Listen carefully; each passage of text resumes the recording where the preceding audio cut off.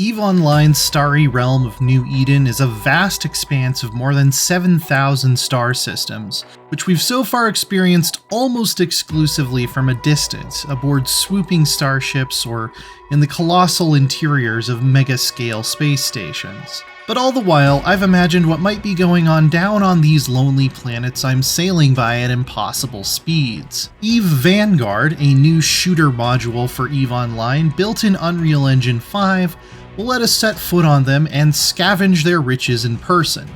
Well, sort of.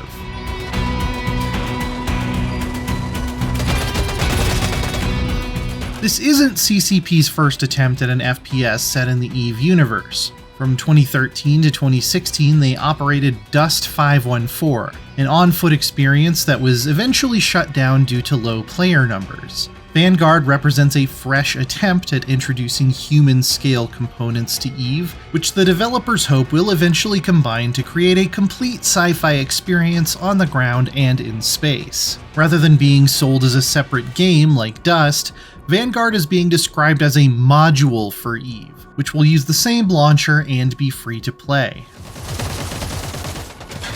The EVE universe is full of high-concept, high-tech ideas, and Vanguard is no exception, so stay with me here.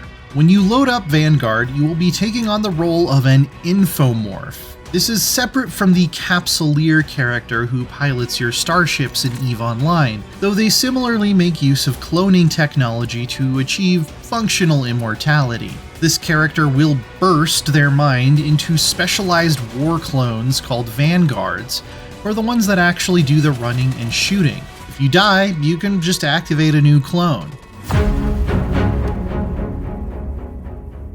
The gameplay we've seen so far definitely takes a lot of cues from the extraction shooter genre. You'll deploy your clone planetside, fight NPC enemies and other players to retrieve valuable loot, and when you feel like you've gotten enough to make an excursion worth your while, call for an evac. Doing so will send up a beacon and make you a target for nearby players who might want to steal your take right out from under you though, so knowing when and where to hail a space cab is critical. While you can play Vanguard solo, it won't be easy.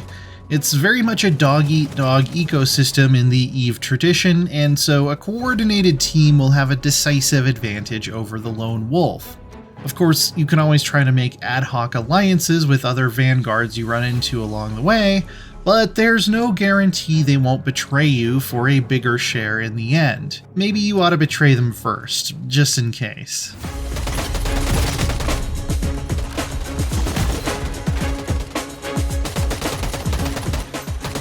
Vanguard will be connected to EVE from launch, but only in a limited way to begin with.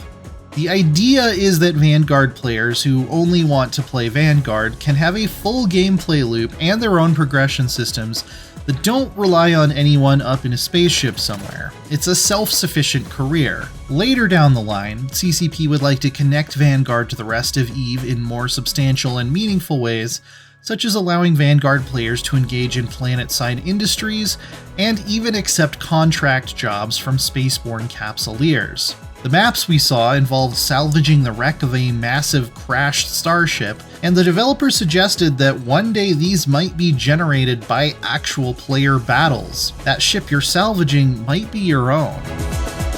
Our first taste of Vanguard will land in December with the First Strike playtest, which will feature one huge map.